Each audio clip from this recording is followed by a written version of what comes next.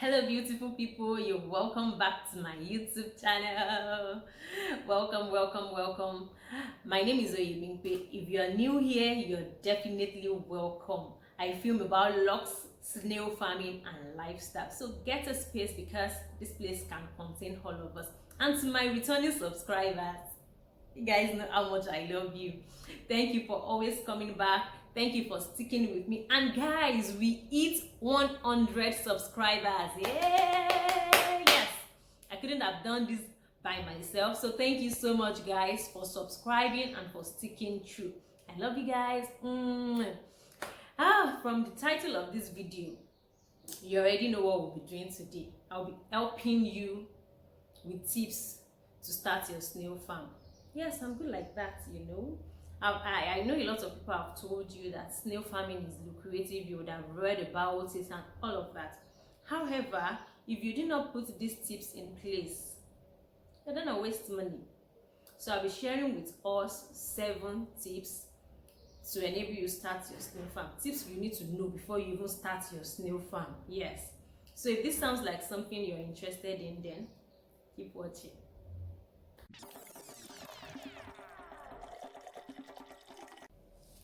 Welcome back, guys. I understand that we've read a lot on the internet, we've seen a lot, we've watched a lot of videos, and we just want to start. That is not how it should be, because you don't want to waste money. Snail farming is capital intensive, and if you want to start a profitable snail farming business, you have to go through the tips I'll be sharing with you. However, these tips are not in order of preference. I'll just be naming them the way they come, and I'll be checking my notes so I don't miss anything. So I started snail farming in 2018, and I've heard a lot of people say a lot of things. They've actually come to us with complaints that we shouldn't even be attending to. That is because they have failed to put measures in place. And if you fail to put measures in place, you sure know that if you don't plan very well, that means you're going to fail.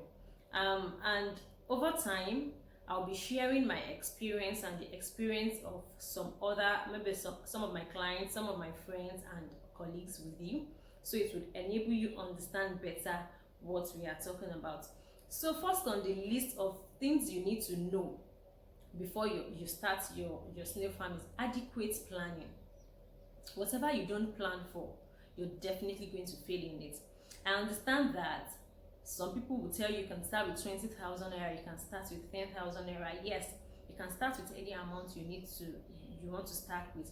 However, adequate planning entails capital, it entails space, it entails feeding and all of that. So if you want to start, ask yourself, how much am I willing to put into this business? That is the number one thing you need to start with. How much am I willing to put into this business? Are you starting on a commercial level, like a big commercial farm? Are you starting as a small, medium farm? Are you starting from your backyard? You need to ask yourself these questions. And when you ask yourself these questions, this will lead you to how much you'll be needing. So because you will need money to get space. If you have the space, all fine, but then the spacing you also have, the space you also have, is money you will use to build these things. So adequate planning. Plan well. Then number 2 is get trained. I've seen a lot of people start because they watched YouTube videos, but they've not gone to actually learn what it takes to start a snail farm. Hello my sister and my brothers, snail farming is not just what you see on YouTube. You have to go to where they really rear these snails.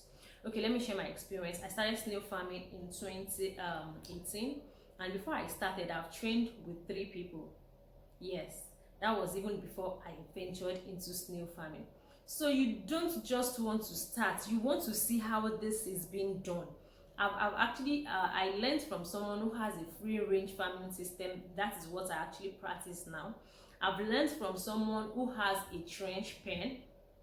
I've done trench pen before, so I understand that too. and a whole lot of things are involved in starting a snail farm. So get trained, get trained. You just don't want to start like that. In getting training, you would also be able to make your decisions on a lot of things. And like I said, that these tips are not just they are not tips that you would need to throw away. They are tips that you need to go through. So the first one is to get adequate planning, and the second one is to get trained. The third one is get a mentor. My brothers and sisters, it will get to a point in this snail farming thing that sometimes you'll be confused. Get a mentor. Yes, a mentor is someone that will guide you when you're running into trouble, when you are lost. Snail farming will get to a point that you feel like, I've not seen this before, what is happening? I have a mentor, and this man has actually been an awesome person. So when I feel like something is going wrong, it's in this snail farming that I just see some things and I'm like, this is another this is on another level.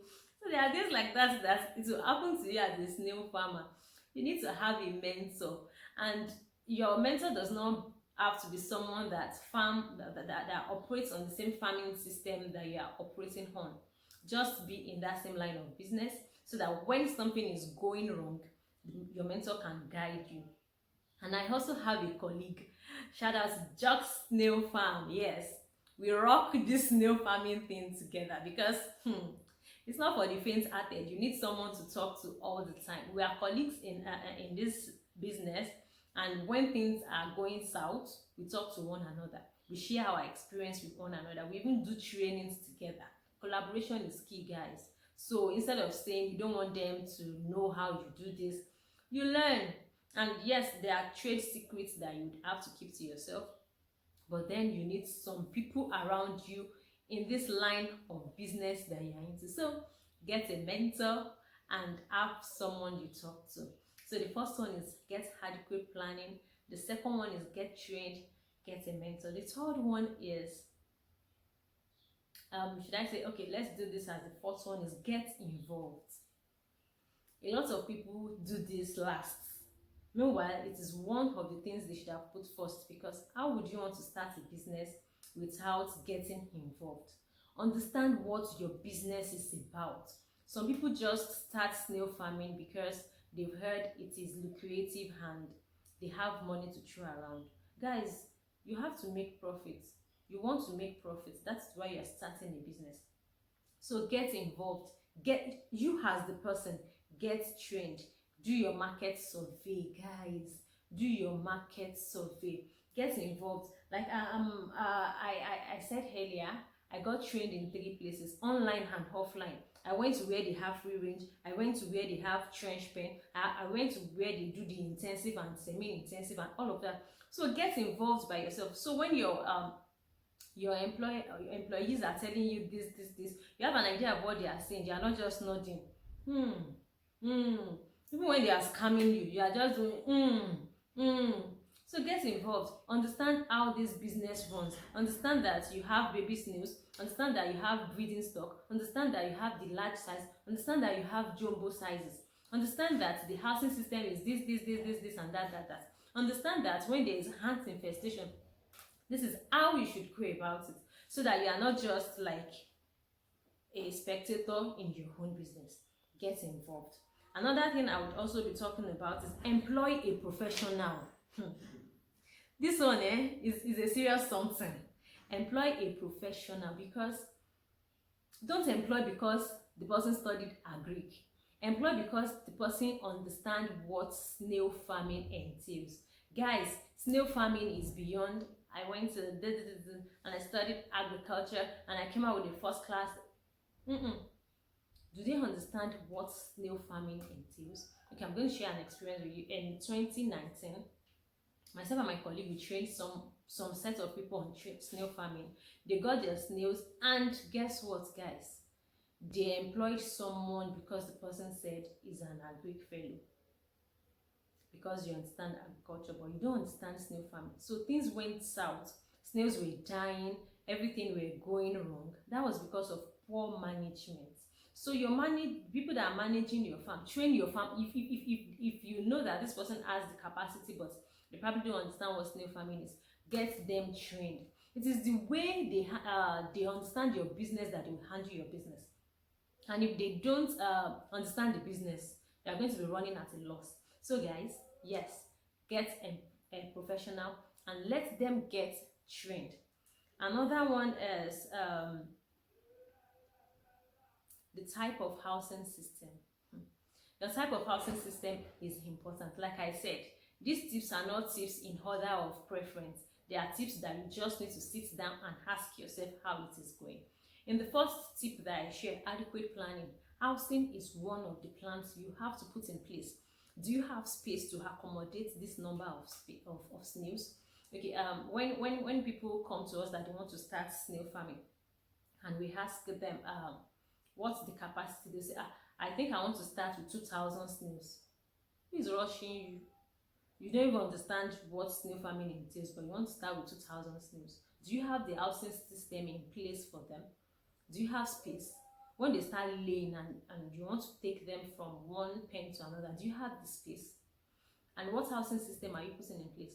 Like I said, your location might also determine the type of housing system you would go into.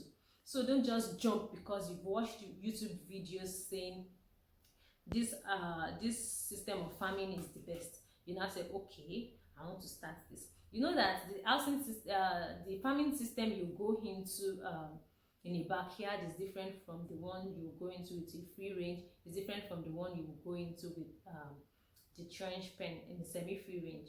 So in a semi-intensive system rather. So be careful and watch the housing system you want to go into. And in your training, your teacher would have also, your consultant or your teacher would have told you how to go about it. They would have advised you on how to go about it. So their counsel and the training will also guide your judgments on how to go about your housing system. Then the last one I'm going to mention is feeding. Guys, I understand that they've told you that snails are vegetarians and they eat anything. But if you are going to snail farming on a commercial level, you need to add snail feed to your feeding, to their feeding. Snails are vegetarians, fine, you can give them fruits, everything. But then there are snail feeds, just like we have chicken feed, we also have snail feed. However, make sure that these feeds are organically made. Snails feed on fruits, they also take feed. So don't just say because they said fruits, that's all. No, if you want them to grow well, lay well, then you have to also do their feed organically. And then one last tip that I would add, let me add this one. When you are getting your breeding stocks, get a healthy breeding stock, because your breeding stock will determine if your snail farm is going to grow. I have heard people say that they want to start when they call and I say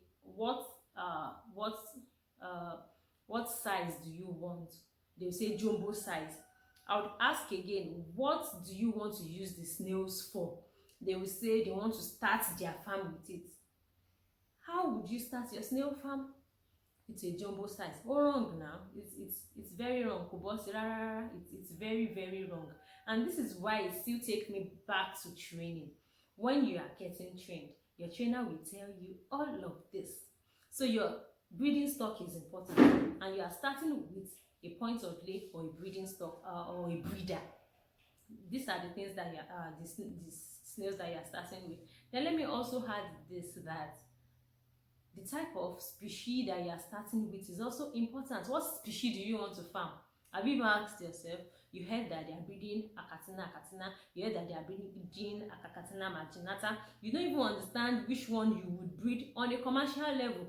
All of these things are things that you need to check and put in place.